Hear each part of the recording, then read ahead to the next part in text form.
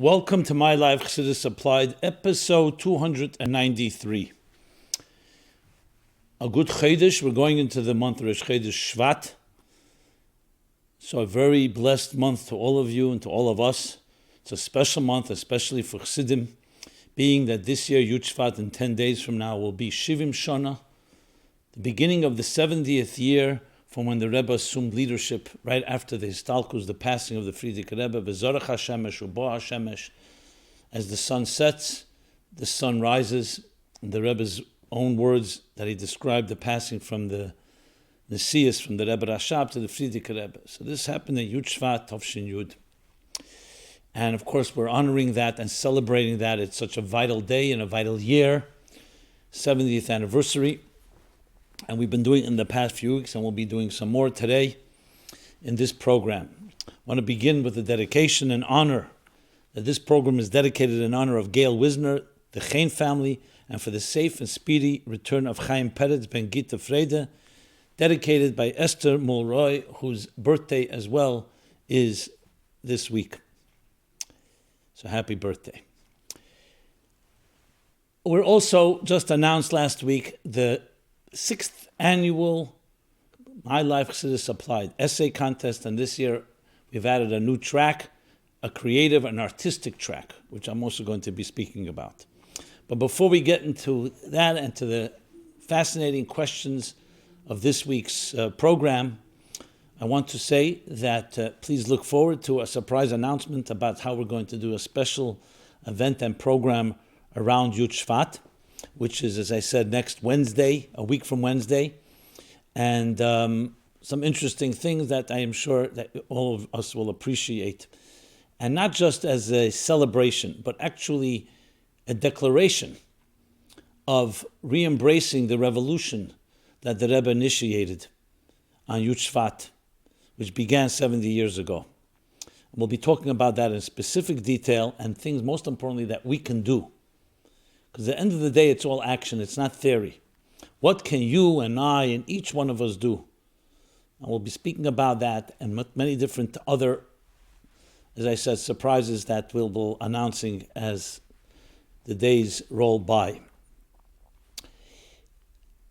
So one of the things that, and I've already spoken some suggestions last week and 2 weeks ago about preparing for the beginning of the 70th anniversary. And remember, this is just the beginning. The entire year is the 70th year.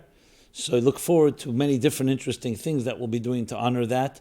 And again, always bringing it down to action in ways that we can be part of this revolution and we can make a difference and make a mark and actually fulfill and realize the mission for which we are here in this world, which is to bring the Shechina, in the words of the Rebbe in Boselegani Tovshin Yud Aleph, said 69 years ago.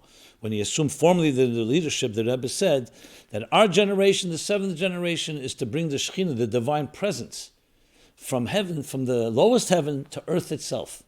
The total fusion of matter and spirit, the purpose for which all existence was created from the beginning of time. So it's indeed something exciting, and we are here to not just live through it, but to be part of the unfolding drama, the unfolding narrative of history itself, and bring it to that powerful place, the fulfillment of something that everybody has been waiting for from the beginning of time. So I thought everything is divine providence, hashgacha pratis. This program began around between Chav Dalet Tevis and Yud Shvat. That's when we began the first program 7 years ago.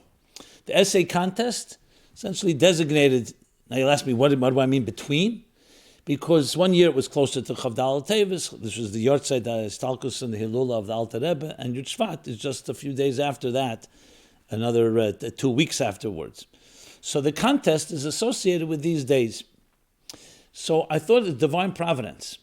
What better way to honor and to celebrate and to bring into action the Rebbe's vision, which of course is the vision of all the Rabbeim, all the 7 Rabbeim, and the vision of all Rebbes and all leaders from the beginning of time, Moshe Rabbeinu, all the way going from the beginning of history itself, the vision of manifesting and actualizing and making practical, applying Torah in general, Chassidus in particular, which is Primius HaTorah, in the words of Mashiach to the Baal Shem Tov, Yefutzu meinesecha chutza, taking the well springs and bringing them chutza.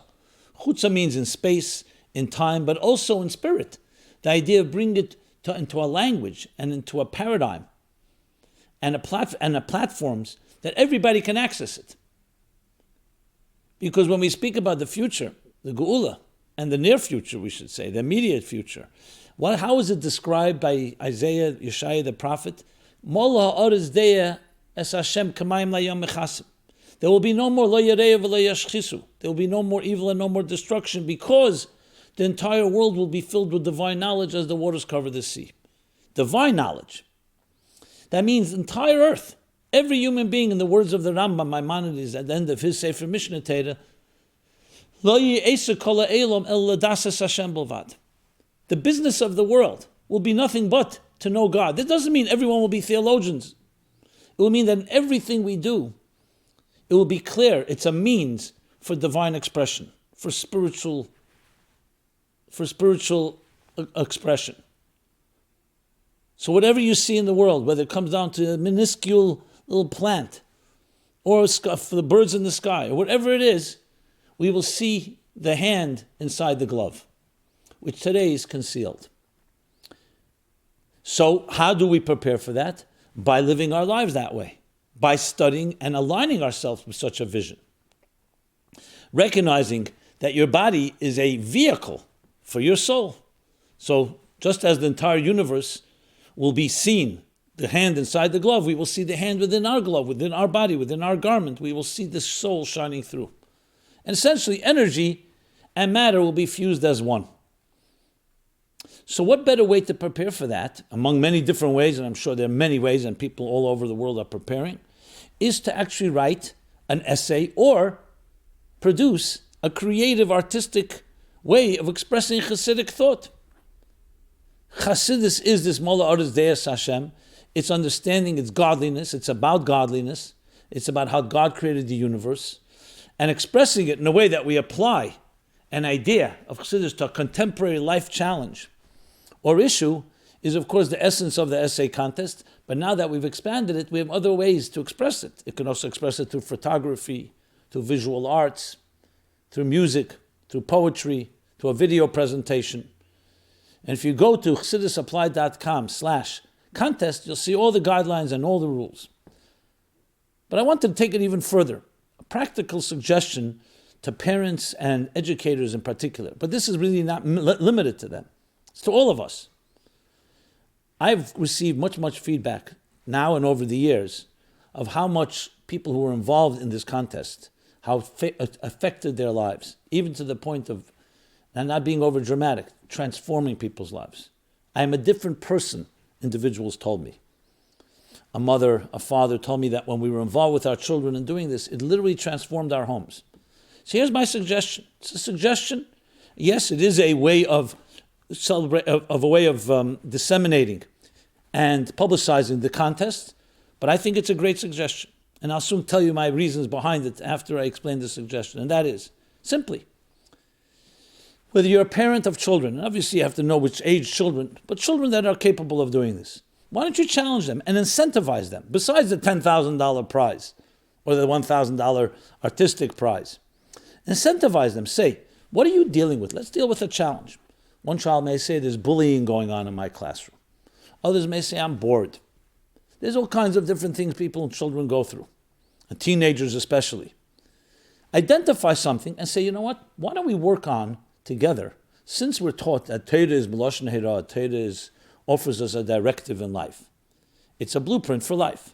And since we're also looking at Chassidus as an answer to all our issues, I will help you. Let's find some sources, a sikha from the Rebbe, from the Frierdiker Rebbe, a Meir, a nigun, a song, something that addresses this issue. Tell me what you think will take place. The child, and the same thing I say to educators and the students.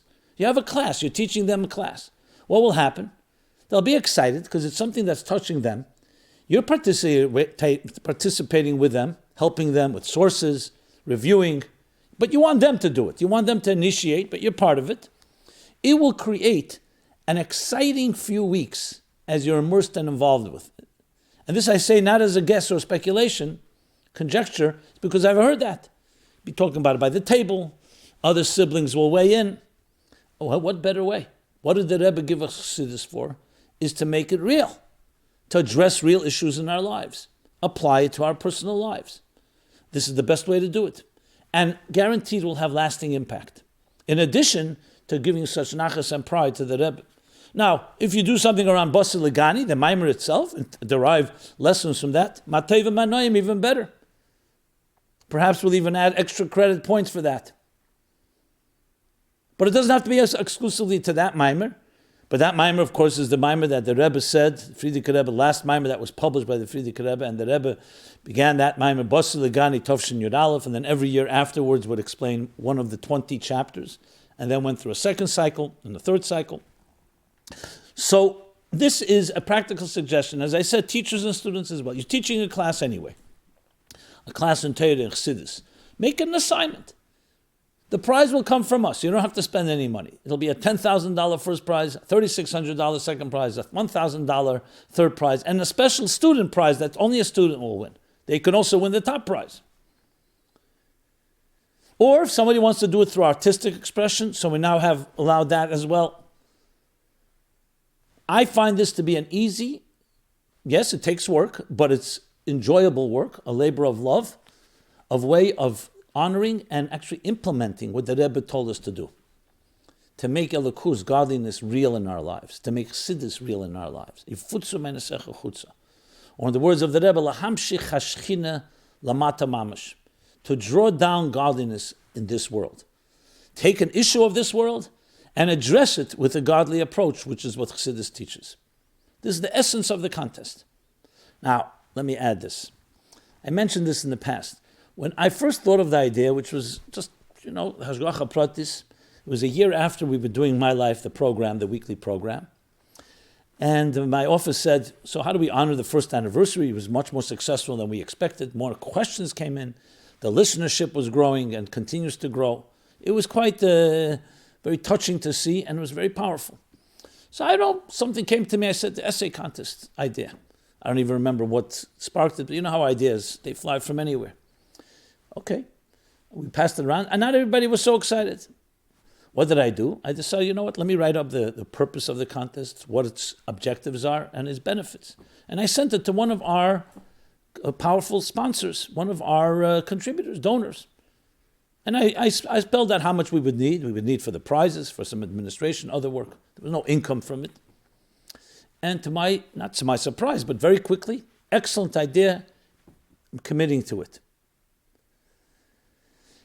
And that is the Meromim Foundation and my dear friend, Rabbi Yitzchak Mirashvili from Herzliya in Israel, and continue to commit it. It's only grown, so we need even more money than we're getting. So if anybody's interested in contributing to this, it's a great cause. All you got to do is contact me directly if you wish, or you can go online to mychassidussupply.com and donate. But that's an aside. Let me get back to the topic. Okay, so we launched the contest. Within a week or two, I get an email from a friend. He says, look at this letter from the Rebbe.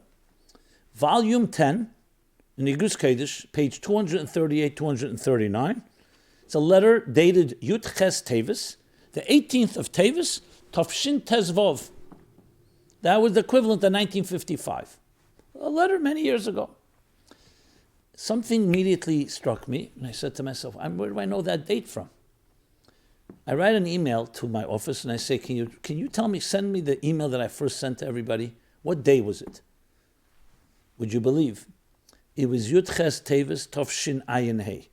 50 years to the day when the Rebbe wrote that letter, where he says these words, that we know that to really get students involved, it's a letter to a woman educator.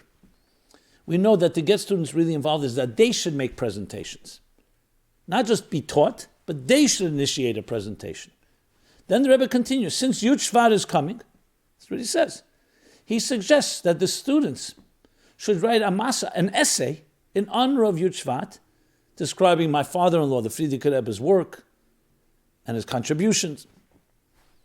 I couldn't believe it. I called up the principals of the women's school here in New York. I said, does anyone know about this letter? It's a printed letter. Anyone ever did anything like this? No. So I said to myself, mamash a directive of the Rebbe. That takes a whole different dimension.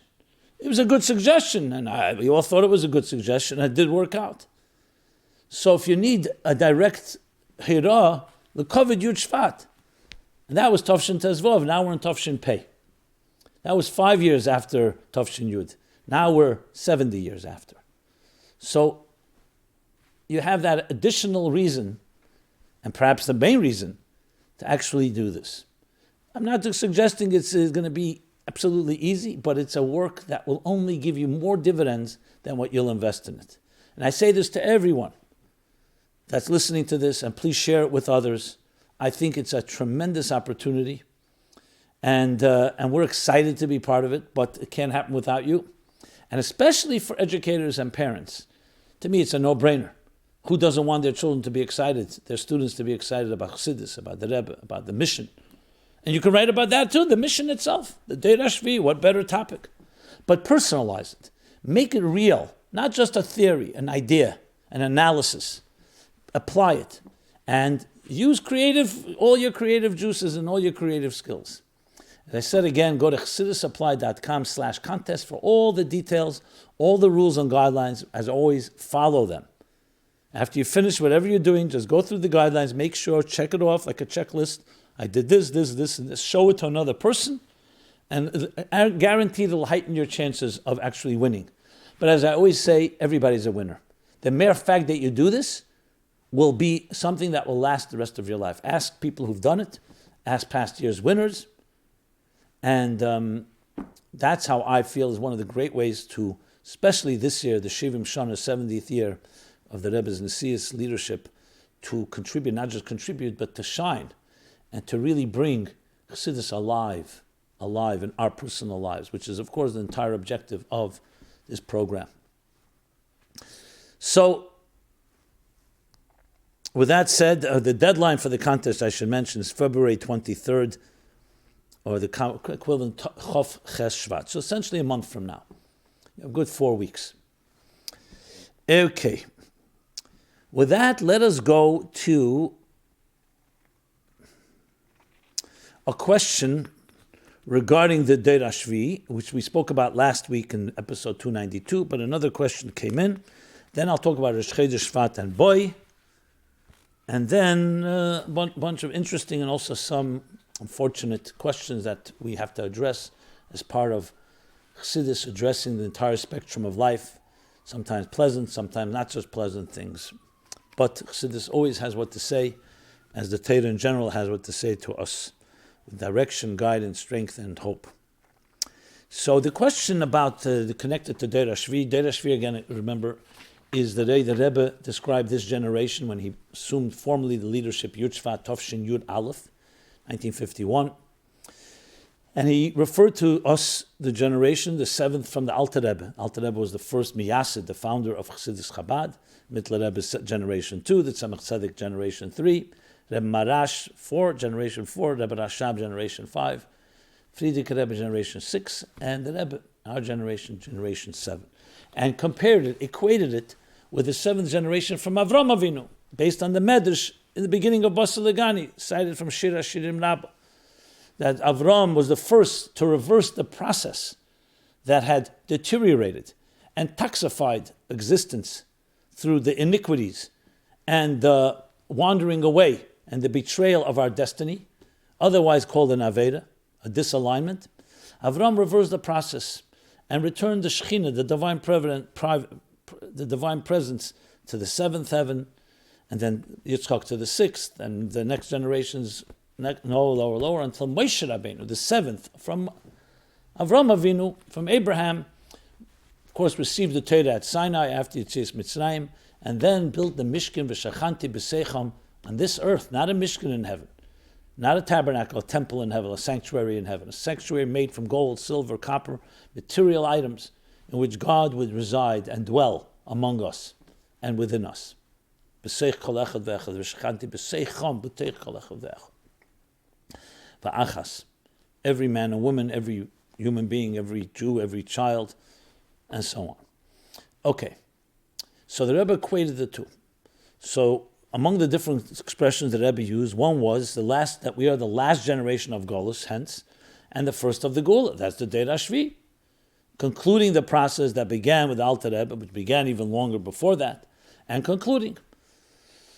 So here's the question someone asked: was the Rebbe's statement that we are the last generation of galus and the first generation of geulah just a bracha and a wish, or was there more to it?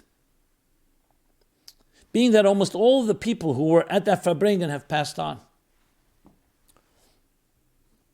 So the Rebbe made it very clear. It's a double question. That first of all, even those that passed on, that doesn't mean they don't have children and grandchildren who are all part of that generation. Just like we talk about the Eden that left Mitzrayim, they all also passed on besides Kalev and Yeshua. And yet, we're told at the end of Chumash, at the end of Parsha Kisaveh, when Moshe says it's 40 years now, Le'nit lahem de'lev l'das, and so on, from which we derive that after 40 years, you come to understand fully, to have a heart that understands. And the other expressions there in the Pasuk. And the Rebbe asked the question, I remember it was in Tafshin Nun, it was the 40th year from Tafshin Yud. The Rebbe said, but many of the people, and most of the people were born later, they weren't there 40 years ago. But they were the children of, and they heard about it, and they were part of the experience. So it continues on even after the people who actually left Mitzrayim. As I said, most people didn't enter Eretz Yisrael.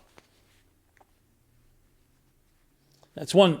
Regarding the issue of a bracha or a wish, for sure it's a bracha and a wish, but the Rebbe stated as a mitzias. When you read the Meir in Bas Legani, he says clearly it's mitzat tulda, which means has nothing to do with our effort, has nothing to do with our aveda, with our will, with our choice. As he explains, it's simply because we're born in the Deir HaShvi, whether we like it or not. This is we're birth. We are the Deir HaShvi. The Frierdiker Rebbe was the 6th generation. By default, that makes us the 7th generation. And the 7th generation is the generation that brings the geulah. But the Rebbe was much more than a bracha and a wish. It was a reality. Why it didn't happen yet? I do not have the answer for that. But the Rebbe did say clearly, put in Tavshin Mem Zayin, and then again Chav Ches Nisan Tavshin Nun Aleph, that it's up to us. There's something we must do. It's very clear. So as long as the geulah is not here in its fullest sense of the word, it behooves us to do something. Of course, we beg Rachmanis from God that He should have compassion and just lead us out of galus. Enough suffering, enough the pain, enough what we went through over the last few thousand years, and especially in the last century. But that's one part of it. The second part is we still have to do what we have to do. And rise up as adults, rise to the occasion, and do what we have to do for this Deir HaShvi, and fulfill and finish the process that Rebbe charged us with. Also, episodes 126 and 216, where I spoke about this a little more at length. And this is a good opportunity. ChassidusApply.com is our website where you can find a full array of resources, including all the previous episodes archived, a forum where you could submit an anonymous question, completely anonymous. I encourage you to do so.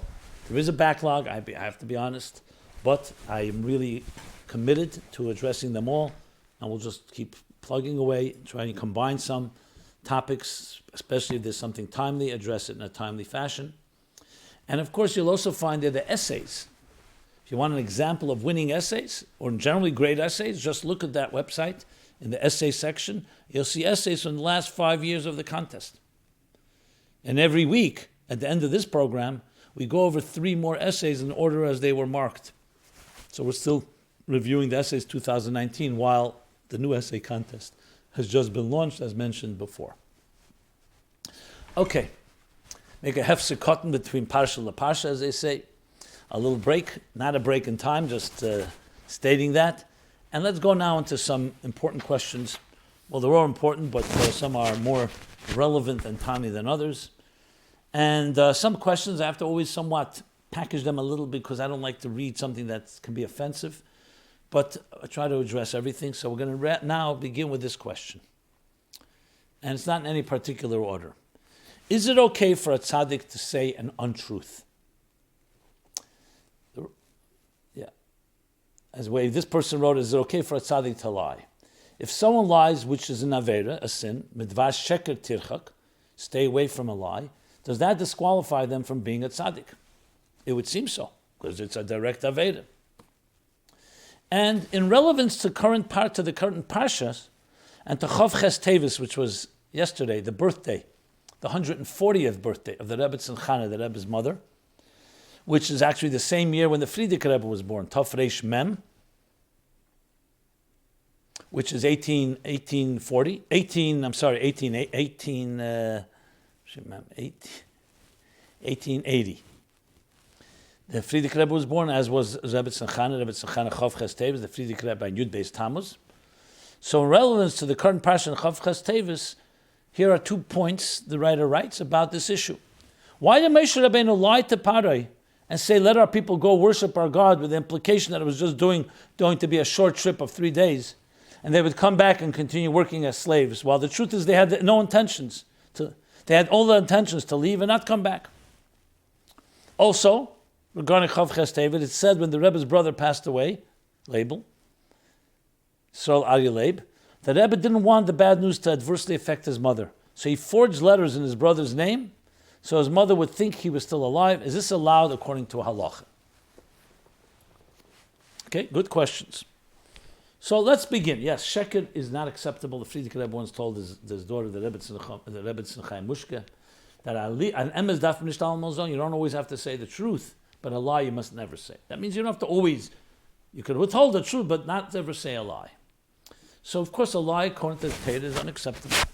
And yet we find a concept in Chazal that says, muter, not just l'shanes, which means you're allowed to change something, mipnei hashalom, to preserve peace. And then there's an expression, muter l'shaker mipnei hashalom. You're allowed to lie in order to preserve peace. We know the story with Aaron Havinu, Aaron HaKohen, Gadol, Aaron, that one of the reasons that all the Jewish people, it says, the men and women mourned after him, Vayufko Kol Yisrael, not just Kol Bnei Yisrael, not just the children, the boys, the males, was because that's what Aaron did. He was a man among the people and he would make shalom. Like the Mishnah says, have a mitamid of Shal Aaron, be from the students of Aaron, Eyev Shalom, Vareid of Shalom, love peace, pursue peace. What would he do, says the Medrash? He would go, when we saw two people who were in somewhat of a quarrel, he would go to each one of them separately and say, you know the person, you're this, you know what they said about you? And the other person would assume all the worst. He said, no, they said beautiful things about you. Then he would go to the other one and say the same thing. And it wasn't always exactly that way, but that created goodwill among them, and he created peace. So you'll ask the question, how is that shtimuk? Because for a good cause you could lie. Now obviously the Rebbe spoke about this in the Mems. I don't have the source right now. I'll look it up and I'll let you know next week. And the Rebbe spoke about it. It means you have to know who's saying it and with what condition. If they're doing it for their own intent and agenda, but people who have bittul understand. It's the famous story with the Alter Rebbe, who learned Torah with the Maggid's son, Rabbi Avraham HaMalach.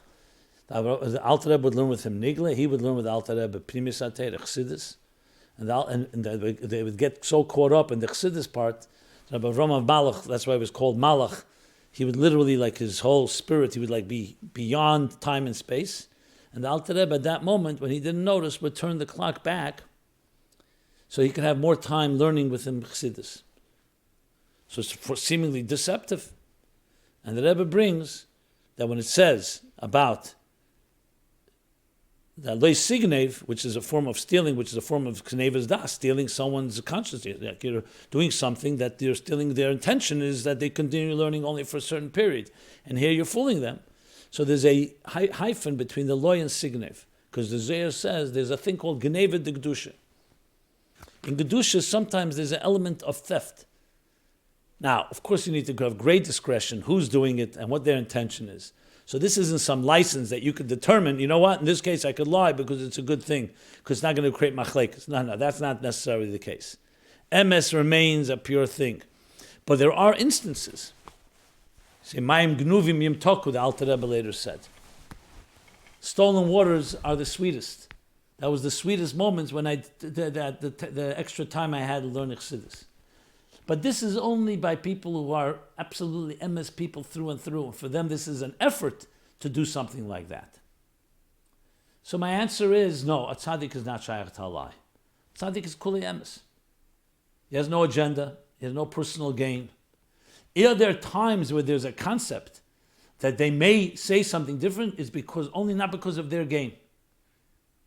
Is because that would be what the divine God would want. And that needs to also be looked at very seriously, and you can't just take that as used as a license across the board. Regarding Moshe Rabbeinu with Pari, there the simple answer is, Pari was Hitler. You do whatever it takes. Pikuach nefesh is decha kol kula, even a lie.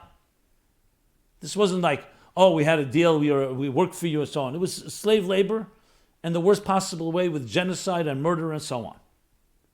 And yet, there's still Mefarshim that wonder, how could Moshe have said something even for a moment? So there's explanations for that. One of the explanations is that Moshe did intend to go back, but not to go back as slaves, but to go back and conquer and free and take out everything they wanted from Mitzrayim and not just rush out. There are different explanations, but the point is that never chas v'shalom is it called a lie. It's called a necessary truth. Sometimes it has to be packaged like that. As far as the Rebbe with the letters to his mother, wasn't, by the way, four long letters. It was a few lines. And I wouldn't call it forgery. That's a very strong word. It was called kibbud aim. His mother had gone through what she had gone through, lost her husband, lost a son earlier, Berel, Shalom Ber, Dov Ber, rather. And after what his mother went through, he wanted to just be making life a little easier for her. Didn't have to necessarily put her in her face. People say she knew anyway, but it was not official. Coming from the Rebbe, a person who never said something untrue, you can imagine, if he did it, you can rest assured that it's in the spirit of emes. And emes has different ways. The Medrash says that when God wanted to create the world, he asked emes what to do. And emes said, do not create the world, it's molei shkarim, it's filled with lies. Alma de shikra. God then went to Chesed and asked Chesed, what do you say? Chesed said, yes, create the world, because then kindness, there'll be kindness in the world. What did Heber to do? He took emes, threw it down to the earth, did not follow, and he said, that's what we say, emes me'eretz titzmach. And the explanation is that emes is still in this existence. But if you go with pure emes, and it's not in any way put into garments that can allow the world to exist on its terms, it will destroy the world. But then when the world does what it has to do, step by step, the emes that's embedded in earth will emerge. Chesed is the ruling cardinal rule that drives existence. But that doesn't mean, God forbid, that emes is not there. It's just a question how. When we teach children, for example, here's a candy because you learned well. Incentive, we'll take you to a toy store. Why is that not a lie? That's not the reason that you're giving them a toy. Why don't you just tell them Torah is the most sweetest, the most beautiful thing on existence, and that alone is the end. You don't need to have a prize. So the Rebbe explains the story with Malach Machol that we say when we take the Friedrich Rebbe take a child into Einfirnish, into school, you throw them candies and you say, Malach Machol threw these candies. The Rebbe said, you're educating a child with a lie. They know later they'll grow up and they'll know it's not Malach Machol. The Rebbe said, no, it is. Because the candies are nishtalshal, the sweetness in the candies are evolved from the sweetness in Ruchnius. Malach Machol comes from Chesed. So actually the candies is Malach Machol in the form that children can relate to. Is that a sheker? It's an emes packaged in a language that's like a moshel. When you give an analogy in the teaching, you're not distorting. It's the only way to understand it. Now, of course, case by case, like Yaakov, yes, also dressed up in the garments of Esav to take the brachas from his father. It's another discussion, but it's a similar idea. It's an emes packaged in the levushim of this world. Levushim is bad in the language of Chassidus in order to achieve the intended result, which always has to come from bittul and not from someone's in personal interest. It's still a subtle thing, and I understand people can say, well, I'm coming from bittul. So why don't you check with another person before you entertain this option of doing something that would be called an untruth. The next question is the one that's more painful, but I need to address it because of the issues involved, and it broke my heart when I read this letter. If you're in a particularly fragile, sensitive place, maybe viewer discretion advised, but nevertheless, this is an important topic. How to address the recent suicides. Hi, I'm sure you heard of the double suicide by 2 girls in Jerusalem this past week. What do you have to say regarding this matter? To me, this points to a deep problem in our society, our system, but that word is way overused. Young people, myself included, feel no connection and meaning. Our teachers and educators live with their memories, and the memories effects and their memories effects, which cannot be transferred to others. They live by words that are black and white, while the words were spoken by a living, loving person, which by definition isn't black and white. Judaism by us became either plain bland, empty rules that interest only those void of any interest, or some undefined Chassidishkeit, possessing no structure or inherent meaning. For some it works, those that like following rules, those that found some excitement or status, etc., etc. But for most youngsters, used for the effect, no one knows the true numbers. So I'm not suggesting that I know what the numbers are. All it takes is a little trigger and this dream world comes crashing down. Be it sexual abuse, not little. It's not a little thing. Emotional abuse, emotional detachment, social difficulties, financial challenges, easily blamed on our system, marital problems, sexual issues, and the list goes on. So Rabbi Jacobson, how many more suicides will it take to shake us up and make a change? My guess, no change to our system will ever happen. But if I may make a suggestion, the roots of the problem won't change, but let's at least be more proactive about taking care of the symptoms and diseases. There needs to be a mental health organization geared specifically for Lubavitchers. Baruch Hashem, there's more wealthy Lubavitchers than ever, and this can easily be subsidized by our own. They will be ecstatic to support this. In that organization, there can be a subdivision geared towards Shluchim's kids, especially those that left home at an early age. This is a must. Thank you for starting this podcast and creating a platform to educate and help us. If I may request, can you please indicate in the description of the episode that you'll be addressing this topic so I can find your response. Thank you. Now, I've had other requests, written requests to speak about this. I also had a heart-wrenching phone call from an anonymous young woman who says she knew these girls, same age, same situation, and herself is at risk, as she put it. And she says it's really pekuach nefesh in the deepest form of the way. It was a cry for help. So on a platform Chassidus applied, my life Chassidus applied, a real issue like this cannot be ignored. And that's why I'm addressing it. Now, it's not the first time I've spoken about it, even though I don't like to refer and say, okay, I've spoken about it here, go to this and this number program. It's a little insensitive, so I'm not going to do that right now, even though I will give some reference simply because it's on the record and I have spoken about it. So let me just share a few words on this topic. Of course, this girl that called me, I try to give her as much encouragement, hope, and try to get her involved in something. Exactly right. I mean, suicide, of course, is horrendous. On the family, I can't even imagine. I don't even know what to say. So, of course, the first thing is to extend our consolations, comforting any way that each of us can help, just give people a little strength, a little hold their hand, a little support, encouragement, whatever it takes. But in the broader picture, the question, which bothers us all, unfortunately, the bother sometimes just dissipates as time passes, is what's going on. Of course, we need short-term solutions, hotlines, organizations, people who care and ready to speak to young men and women just to show them that someone cares. That's a big one, show them that someone cares. But we also have to look at the longer term, preemptive. It's simply unacceptable to have young people walking around empty and feeling unwanted or feeling unfulfilled or feeling bored. Now you'll say boredom? Okay, so no. It's a vacuum. It's the beginning. I'm not suggesting everyone bored is going to become suicidal, God forbid. Absolutely not. But why do we even leave a vacuum? Why do we leave? Nature abhors a vacuum. Human nature abhors boredom, just to do nothing. Because then you're looking for things. They're not always going to be healthy. And they're not always going to be destructive completely, but they can be semi-destructive on different levels, different addictions, different involvements.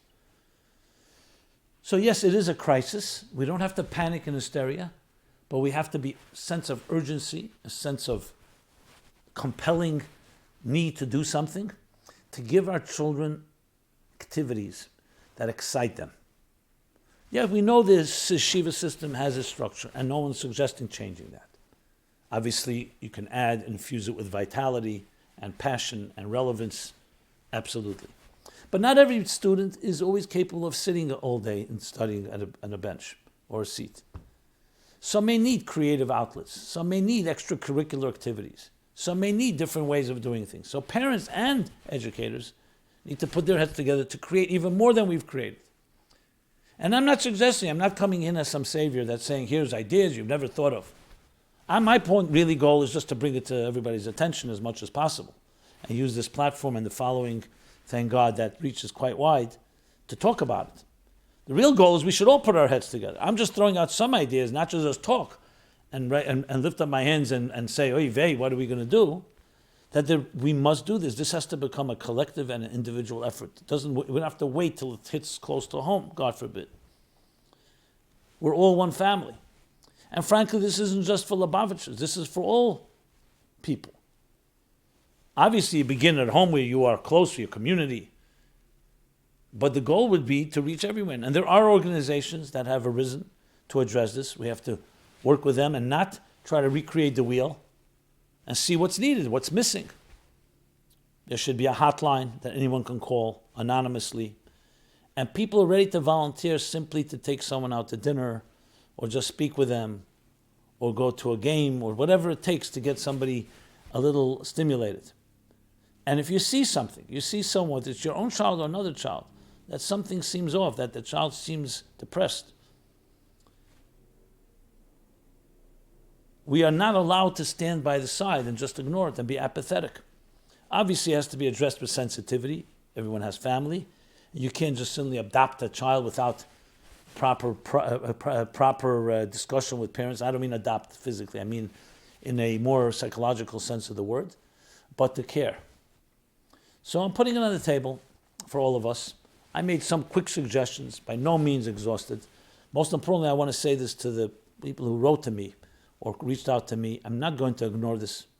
I will bring it up. You should know you have a sympathetic ear in myself and anyone I can reach. And never forget that. And know there are people who care and people who love you unconditionally. You're a child of God's. Hashem loves you, put you on this world, in this earth, with a purpose, a unique purpose that you and only you can accomplish. And myself included, and every one of us will be dedicated to help you fulfill that mission and purpose. And that's not a small matter, because all of existence is hanging in the balance. Because if you don't do what you have to do, all of us are not complete. And the words of the Rebbe, Shivim Shana, 70 years that we're honoring now, that yes, you have a shlichus, a particular mission to fulfill in finishing the job and bringing the Mashiach and the geulah. We have to join together to address this crisis, again, in a way that is a balanced way, not talking about hysteria and panic, but not one that's either complacent and just to be yetzer, just to do it because, just to show that we're doing something. If anyone has thoughts and suggestions, please submit them to me. I'll be happy to share them. If you want me to read something or you have something that I'd like to share with me that I can present to everybody and welcome them in some way, please do so as well. I'm a partner in anyone wanting to address such a critical issue because this is our nefashos. These are the souls, the neshamas of our youth. This is the future. These are the people who will march us and all of us into the geulah hamitis v'ashleima. So going forward, may we never know from any such tragedies again. But also going forward, we need to know what we have to do and should do and must do to prevent anything of this nature, short-term and long-term. Okay.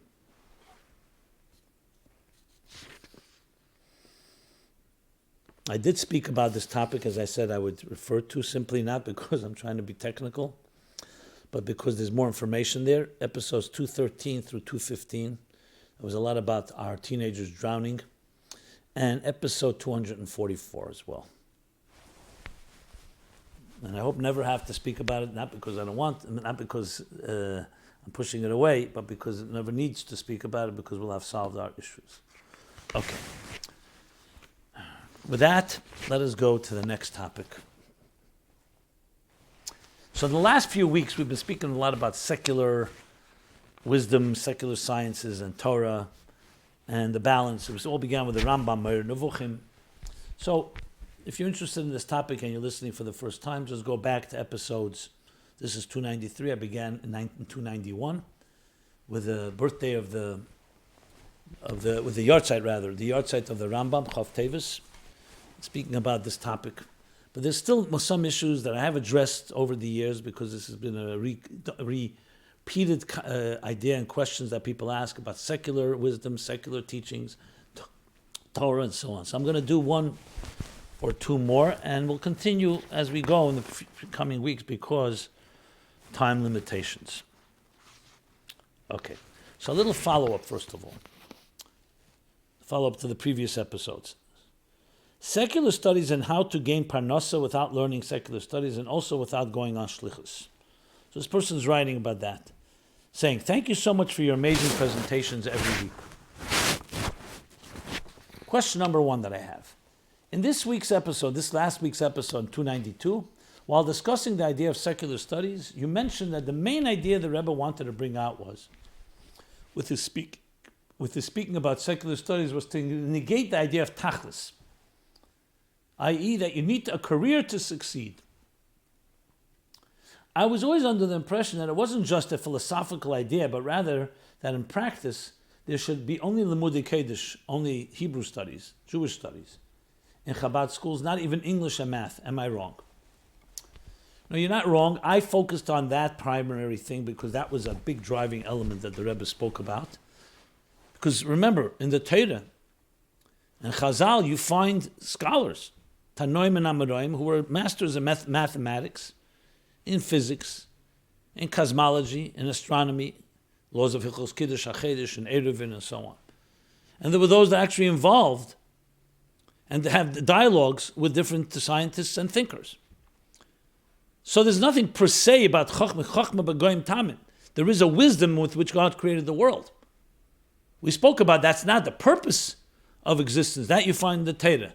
But there's a wisdom, there's a science, there's the anatomy of, whether it's anatomy or biology or chemistry or dermatology or ecology. It can go on from A to Z to zoology. So there's a science to it. The question is when it's balanced and you understand that it's part of the picture of how God created the world. And it's complemented by knowing why he created it, it's one thing. But when there's an imbalance and the suddenly focus, we're only going to focus on the tool chest, on the science and forget about the God, that was a major thing that the Rebbe wanted to address. In addition, because we do live in a society where science is worshipped, and sometimes worshipped almost like a religion, if not more, that the Rebbe was talking about that, and of course bringing from Tanya, Metames, Chabad, Shebenefesh, especially philosophies and so on. So of course there's more to it, and I discussed it in many earlier episodes, which I referred to. I'm not going to go refer to them again. But at the end of the day, riding a bicycle or driving a car, or knowing how to add 2 + 2 is 4, balancing your account, is that secular studies? Penmanship, how to write a letter, how to sign a letter. We all do it one way or another. But we don't worship it. It's not an end in itself. It's a tool. It's like learning how to use a screwdriver or a hammer. Not to dismiss the chokhmah of it, the wisdom of it, but not to worship it. How much to study? Yes, in a holy environment, the Rebbe wanted as much surrounding children, especially in impressionable years, with as much gedusha as possible. But it's inevitable. Even Gemara you can't understand without certain mathematical principles. The Rebbe was careful that it shouldn't become an end in itself. I've always maintained that I never felt that the Rebbe was saying that children should not be taught maybe outside of school or with their parents or home taught certain basic skills. We're not talking about the philosophies of a secular world or thoughts of atheists or agnostics, heresy. We're talking about skills and trades and so on. Question number 2. What is the parnasa solution for one who wants to abide by the principle of not learning secular studies and doesn't feel like he can be a shliach or mechanech, an educator, as you mentioned in this past week's episode? Thank you again, and I hope to learn from you concerning these issues. So this, again, we've spoken about a number of times. I'll just be brief because it's a topic, obviously, that's still relevant and affects everybody. Obviously, being a shliach, a mechanech, in working in the areas Altaras HaKedesh, which means areas that are connected to Kedusha, to Torah, to teaching, education, or shlichus, and so on, Klei Kodesh as we call it, that's optimal. But that doesn't mean we have many, many Yiras Shamayim, and whatever their shlichus is, and sometimes even the Rebbe pushed them in that direction. Everything has to always be done toward the divine, even if you're working in something that is not directly Klei Kodesh. A Baal Esek in business, in finance, a merchant, a dealer, a trader, a retailer, a wholesaler. I mean, it goes on and on. People in computers, people in different areas of the business world. That too has guidelines. The Torah has a lot of guidelines for that. How one masters that, to be honest, I've heard so many different stories. I hear people who made a lot of money, and they'll tell you they never went to any school. They just had good instincts, good common sense. They're good with people. And mazel. Others, yes, some people went to learn computer training, others different trades. So I don't know if there's a black and white answer to this question, because you've seen both. You've seen people majorly successful without any secular studies at all. You have others with secular studies that are not that successful. Does it up your chances? Look, there are many people who did not go to secular education. Now that they're in business, they may go to a workshop, they may go hear a talk, they may go to a seminar, they may go to continued education. Then you're talking about people who already have families, who have a center in their lives. It's a whole different story, and the Rebbe made that very clear.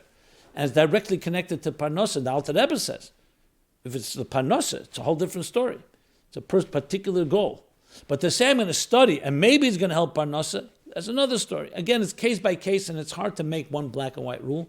And those that do often make mistakes, and they're not necessarily doing justice to the Rebbe's nuances and all the other areas that are not always so black and white. Okay. Another follow-up was we spoke about science and Torah. The question was, why is science not Torah? It's also from God. We're talking about the wisdom of God, the divine wisdom in creation, not human wisdom. So follow-up. You mentioned that science isn't Torah because it isn't direct instruction. To elaborate, which means Torah Lashon Hara. Torah is when you want to know what God wants you to do. He wants you to wake up in the morning and daven. Or let's take mitzvah sesed daraisa or the rabban, whatever it may be. The Taryag mitzvahs, it tells you what he wants you to do. The spirit of halacha. Even if Moida Ani is not a mitzvah sesed daraisa, but it's the spirit. Kashrus. Obviously things like Avos Yisrael, the Ten Commandments. I mean, I'm not going to just randomly choose anything. That's direction, God is, that's what I want you to do. This is how you will be the healthiest possible person. And this is what you should avoid doing, because by doing it, you become destructive to yourself and to others. That's Torah. Science doesn't make such statements. Science will tell you facts. It will tell you data. Here is what makes something tick. This is what makes the clock tick. This is what makes the planets move. These are the subatomic particles that shape atoms, that in turn shape molecules, that in turn shape elements. If you manipulate certain energies, you can create technologies. It doesn't tell you this is what you should do morally or ethically.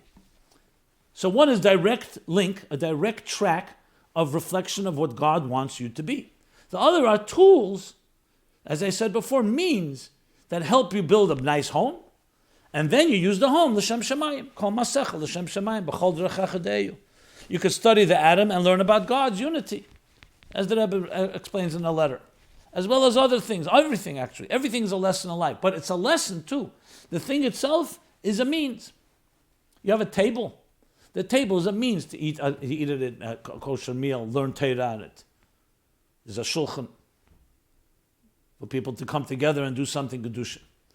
The dynamics of the table itself, that's science, understanding the table. So science does not have that direct thing. So this is the question now asked. However, there's lots of discussion in the Torah that is not instruction.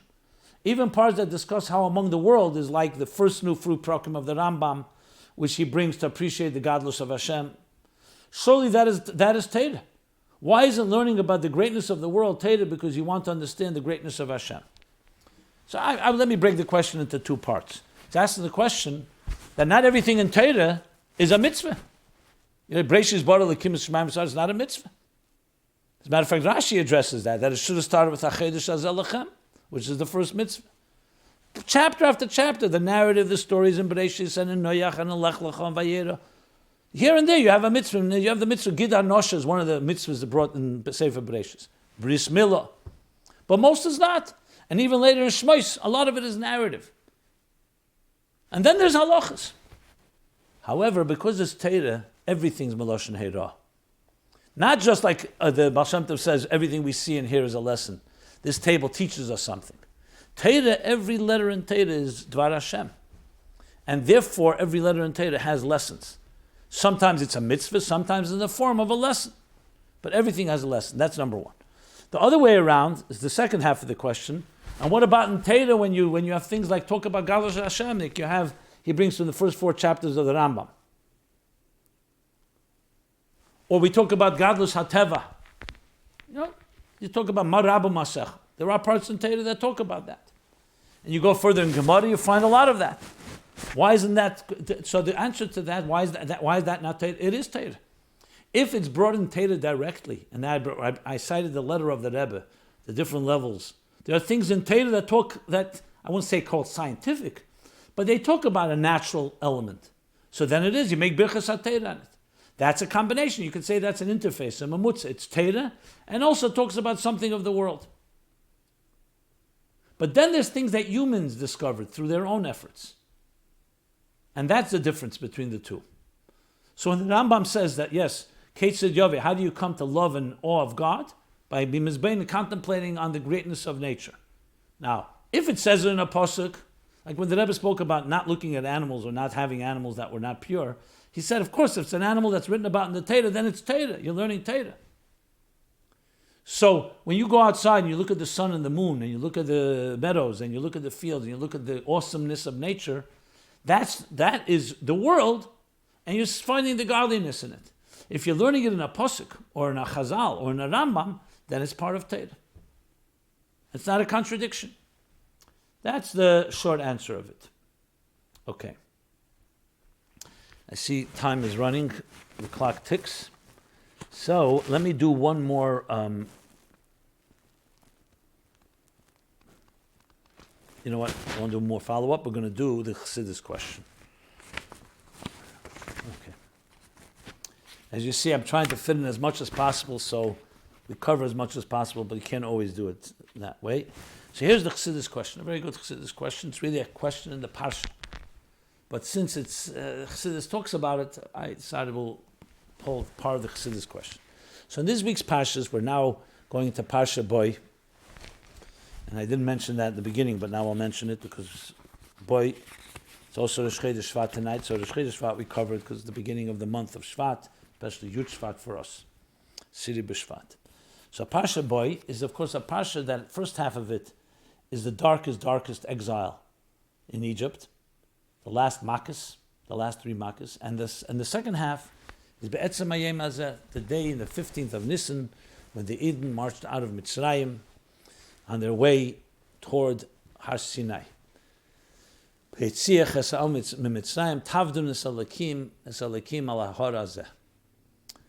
it's an interesting parsha that it could have ended it at the end of galus to start geulah, and no, it comes together, as the Rebbe explains, because galus and geulah are 2 sides of one coin. The galus's purpose is geulah. That's why the Ramban, Nachmanides, calls this entire sefer, even though the first 2.5 chapters is about a deep exile, a dark abyss.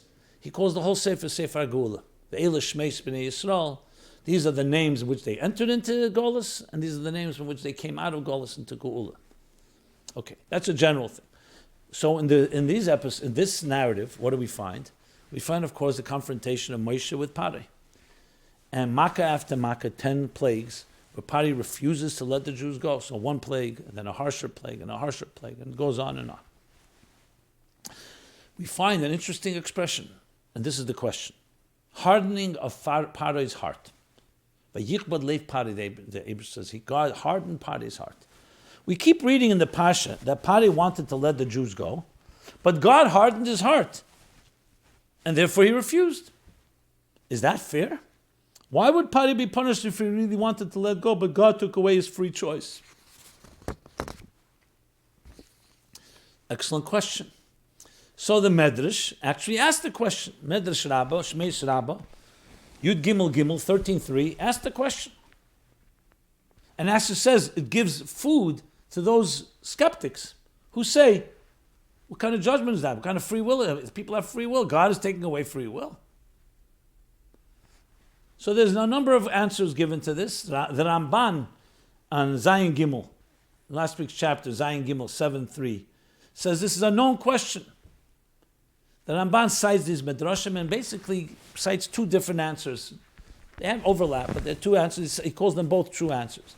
Rosh Lakish, the first answer is given, is that you don't take away free will. But Pari had shown and demonstrated that he refused, after one plague or another, he refused 5 times to do what Moshe said in the name of God, despite the plagues.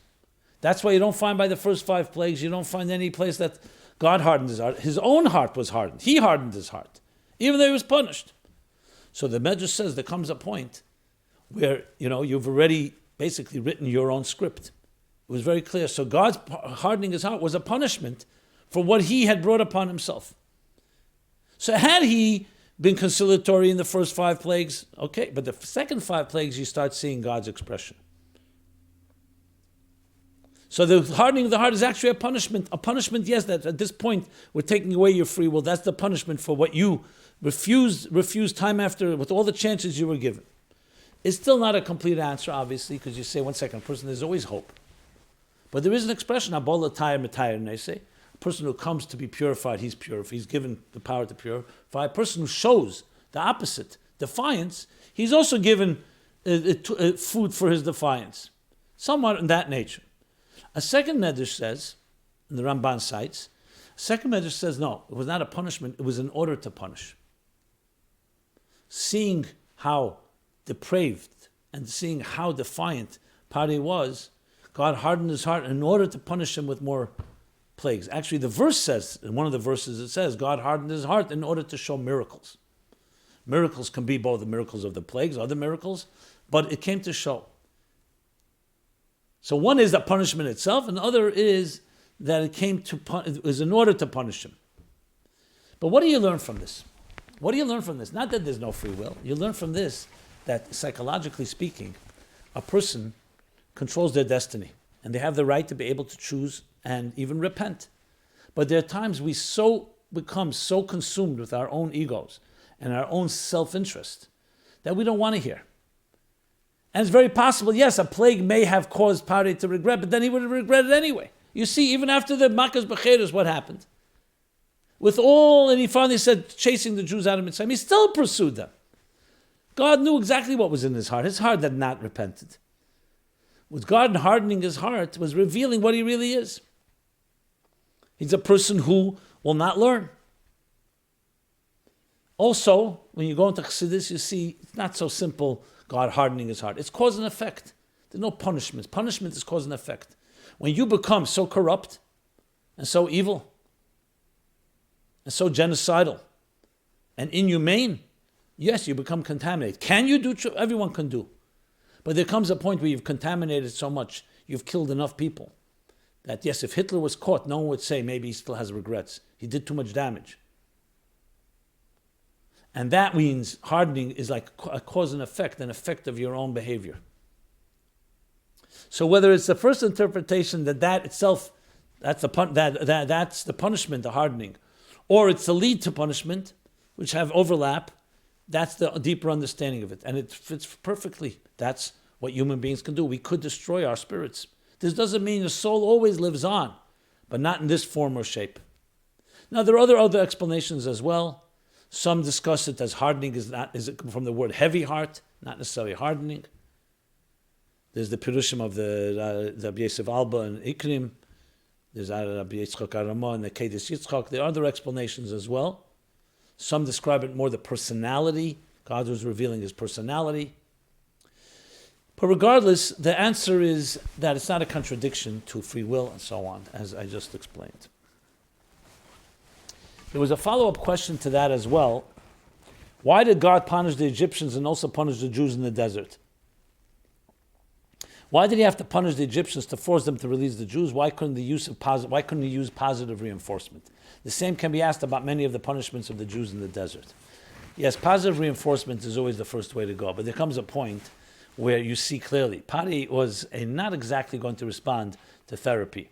or to positive reinforcement, as powerful as it is. There's a man that was out. He made a very big conspiracy and plot. Literally, I use Hitler because it's a contemporary example. And it wasn't about, let's appease him. Let's maybe discuss his mother, his father. It was very clear what his intentions were. And you have to know when positive reinforcement works, when it's not. And appeasing, as Churchill said, appeasing an enemy like that is feeding the crocodiles in the hope that you'll be eaten last, as we've seen, unfortunately. So again, punishment is about cause and effect, in every case by case. Okay. With that, let us go to the essays. So we have 3 essays. This is still from last year's contest. And I always find it intriguing and stimulating to read these essays. The first one in Hebrew. Kocha zo lo tשובה. That's how it is not an answer. When people say, what is that? That's how it is. Meir Heber, age 20, Kfar Chabad, Israel, student in Yeshiva geulah Timchit Mimim in Kiryat Gat. Says the nature of a person, he begins, is that everything he's requested to do, he's always looking for an explanation or excuse. Why he's not doing this, he blames on this one and blames on that one. And then there ends up being a life that is essentially filled with excuses. And he goes on to say, in this essay, he's going to address that tendency, that human tendency, based on Chassidus, based on our potential, our capacity, and how we do ourselves an injustice when we are constantly looking for excuses, and talking about the geulah and geulah balance of a human being's potential and fulfilling what God wants of him. A very, very strong essay. I found that to be very powerful and really inspiring and stimulating another side to us that doesn't succumb to excuses and procrastination and all that humans can unfortunately succumb to. The second essay is Teenage Rebellion, Chaya Youngworth, age 16, Johannesburg, South Africa, student at Torah Academy, Girls High School. Many young people struggle internally, she writes. They look at themselves and wonder, who am I? I've changed over the years, both in appearance and personality, but what stays the same? What is my essence? By looking internally, this can also enhance the question. Sometimes it can feel like one is two-faced and sometimes contradictory. Am I good or bad? Do I believe in God or not? These questions tug at the human consciousness. Goes on to say, especially by teenagers, this questioning has a very strong impact. We will address this issue by looking to the spiritual makeup of a person according to Chassidus. Through this, we'll be able to understand why a person could have a hard time figuring out who they are. We will also able to understand why a person could have a hard time figuring out, We'll also discover the source of teenage rebellion and how one can not only overcome it, but also use it for good. It goes on to discuss this, the animal soul, the divine soul, how they battle with each other, and how we can apply it, especially to teenage challenges. Well done, especially a topic which, of course, addresses something I spoke about earlier, the challenges of teenagers today. And finally, the next essay is Perpetuating Inspiration, Shmuli Hecht, age 18, Sunnyvale, California, student at Yeshivas Lubavitch, Toronto. The previous Lubavitch Rebbe once shared with his Chassidim, one must serve God with his own efforts. A person can reach greater heights in his service when he is led by the hand from above. It is more precious, though, when one puts in the labor to walk on his own. Goes on to discuss inspiration, motivation, and how one has to find ways to initiate and inspire themselves from the bottom up. Very, very apropos to the theme of Basel Legani, the Rebbe's theme about our effort, self-initiative, the arousal from below, and describes it in very beautiful terms with a good parable.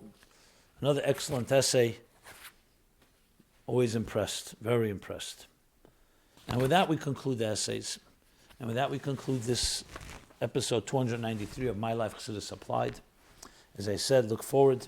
Shevat is coming, and we have to do whatever 70 years doesn't happen every day, so we have to look for this type of special time, auspicious time, as a springboard for great things. So we'll be announcing some programs to come, and especially next week.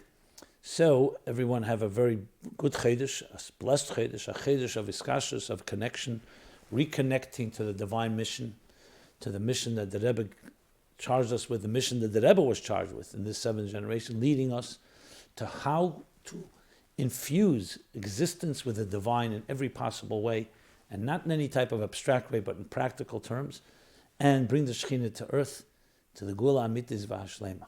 We're here every Sunday, 8 to 9 p.m. As I said, everyone have a blessed Chodesh, and we'll see each other next week in the week of Yud Shevat. Be well.